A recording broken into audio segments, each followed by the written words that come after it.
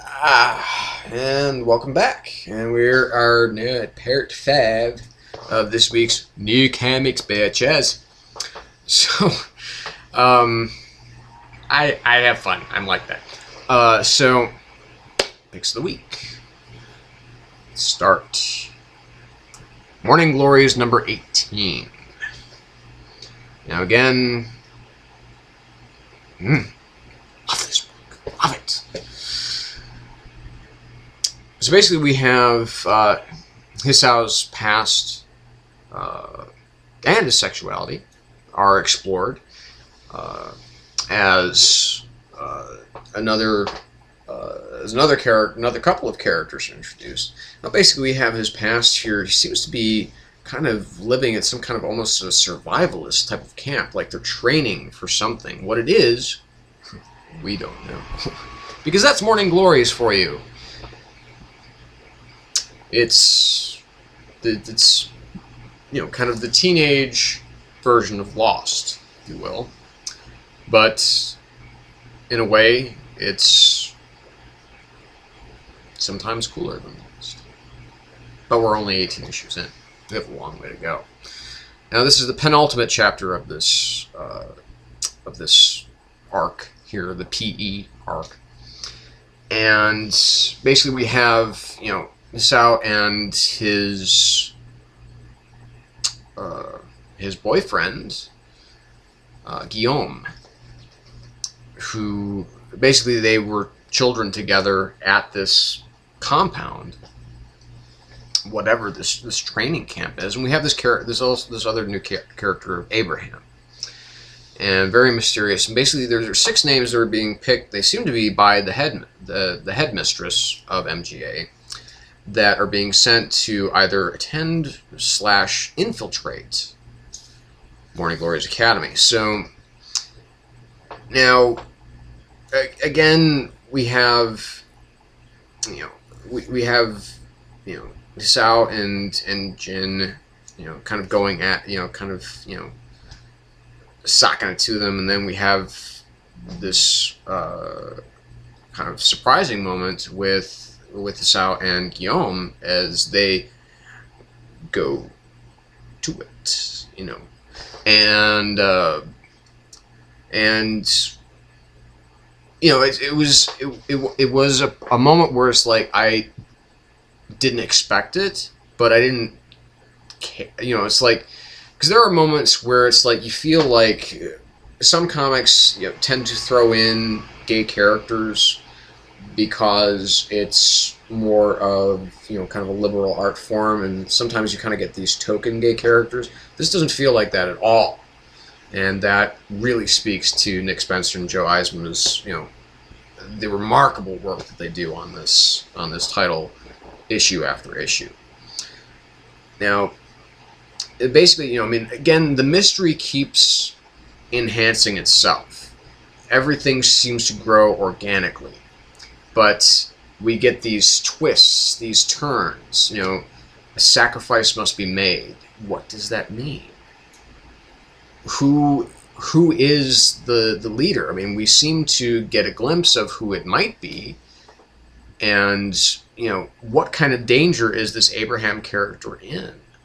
What's going on with Hunter, and what's going on with Zoe, and what's going on with Casey, and what it's just like I fucking love this book, man, and this issue just keeps, more characters, more questions, more sex, and more awesomeness. It's fantastic. Eisma, as per usual, does a fantastic job with the art.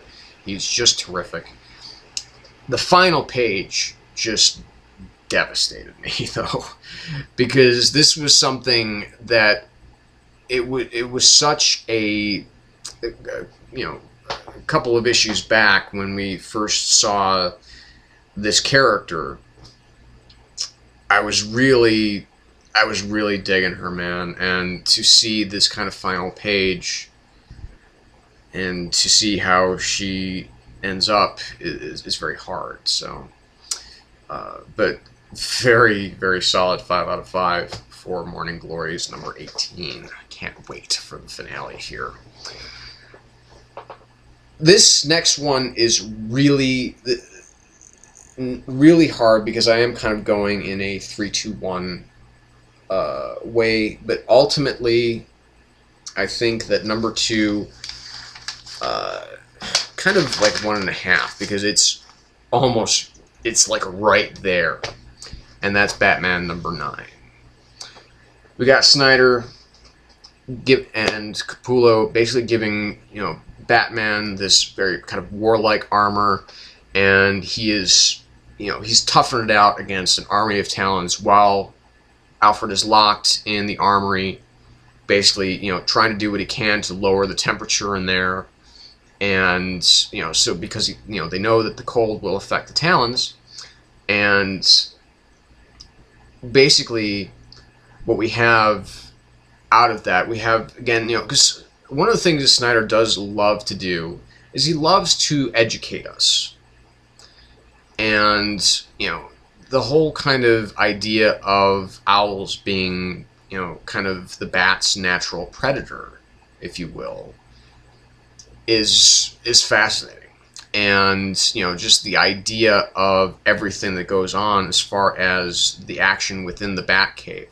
Now, this issue has one of the coolest moments yet from this comic. It's just amazing. And basically, okay, you've read it, I'm assuming, if you're a fan of good comics. So you probably know what I'm going to talk about, and that's, of course, when the temperature does drop so cold and Batman seems to be kind of on his last legs. And, you know, he talks about that, you know, but once the owls were gone, the bats came back. And they came back with a vengeance. And then the bats start pouring out of the cave. And it's just this beautiful, magical, perhaps a bit of an homage to Year One. But it fucking works, man. And it works so hard. And of course, then after that, we have this moment where, since all of them essentially have been taken down that are within the cave and within the mansion, Batman needs to get back out on the streets, and he needs to get to Lincoln March. And then we have this very shocking, surprising moment with Lincoln March. And it kind of culminates in how Batman really does represent hope for Gotham City. He's not just this freak that seems to draw in all of these other crazed, psychotic, lunatic, you know, bringers of death and destruction and chaos to Gotham City. He is actually the best hope that Gotham City has. One of the best hopes for Gotham City. And so we have, you know, this awesome issue, this tale of Batman, but we also have this awesome tale at the end of where we have Snyder and Raphael Albuquerque doing work with Jarvis Pennyworth, the father of Alfred. Now, what we see here is we see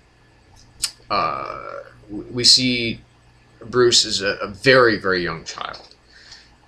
And we see Thomas and Martha, and basically we see Jarvis, he's trying to escape the Wayne compound, if you will. You know, he's trying to escape Wayne Manor. There's a Talon bearer. So what exactly in this Wayne family's past is leading them to this? I don't know. And we don't know. Does it have something to do with Martha Wayne? Because that's kind of implied here at the end. Does Martha Wayne actually have something to do with the owls, at least as far as them kind of coming out and attacking? You know, is that why he's, you know, and he warns Alfred. He says, stay away from here. Don't come here. This place is, you know, it's doomed. It's haunted, if you will. It has a curse. So I mean, this B story that's in this issue is just about as fascinating as everything that's going on in the majority of the issue. So again, a very, very simple 5 out of 5 for Batman number 9. Again, Capullo just mastering the art of comic book art, and Snyder just demolishing it as usual. But ultimately, my pick of the week has to go to Brubaker, Phillips, Peanut Butter and Chocolate, Fatale #5. Now, this is the finale of the first book, the finale of the first arc of Fatale. And basically, we have Walt Booker, our crooked cop. He's prepared to offer up Josephine as a sacrifice, basically to get rid of his cancer. Or is he? A little bit of blood magic, a little bit of hocus pocus. And we see a glimpse also of, we have the character of Mr. Bishop, and we get a glimpse of his true face. Now, basically, the only thing that I could write down really about this issue: sacrifice, magic, redemption, death, lies, mystery, intrigue, insanity, horror. They're all in this issue. This issue seems to be the closest that this book has actually come to meeting its mission statement. That this is going to be, you know, Brubaker and Phillips doing what they do best, noirish crime tales, but injecting this Lovecraftian horror into it.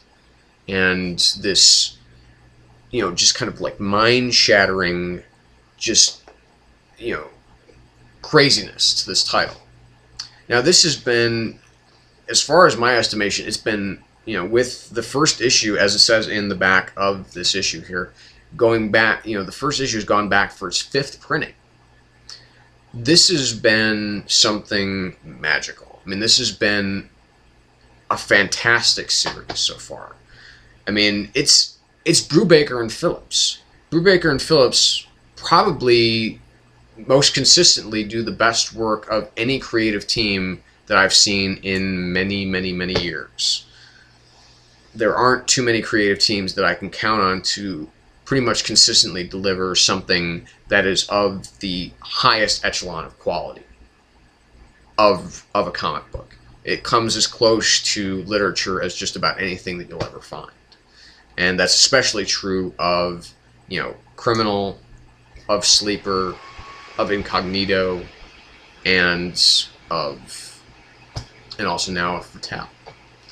So I mean, this is just, it's perfection. It's comic book perfection when these two get together, pretty much almost always. I wasn't too huge of a fan of the final issue of Incognito Bad Influences, but as a whole, it still reads incredibly well. So just masterful work done here. You know, beyond 5 out of 5 for Fatale #1.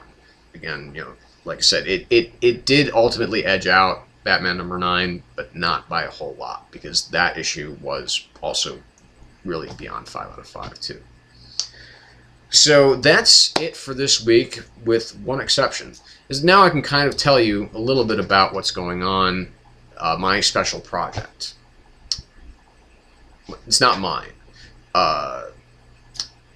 My good friend Ghost Critic has assembled all of us in this comic book community crossover event. I just love that idea. It's very poetic and almost kind of satirical that us in the comic book community who like reviewing and talking about comics, we're actually crossing over and making this one big event in which all of us that are involved will be reviewing single, or in Howler Mouse's case, 2 issues of the eponymous work by Alan Moore and Dave Gibbons, Watchmen. Now, mine will be coming out later this month, and we've got a lot of people that are going to be involved.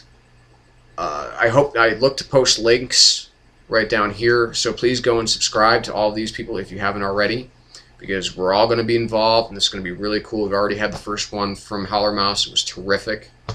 It's long and it's really good, just like me. So, no, it's perhaps more thoughtful than what I might have put in to a first review. So, but anyway, please subscribe to those people if I can put their links down there, if I know how. And that's it for this week of the Shadow Gallery. Thanks, folks, for tuning in. If it's your first time, please subscribe. Follow me on Twitter, Donnelly92274. I'm at Facebook, James Donnelly. And stay in the shadows, people. We'll see you next time.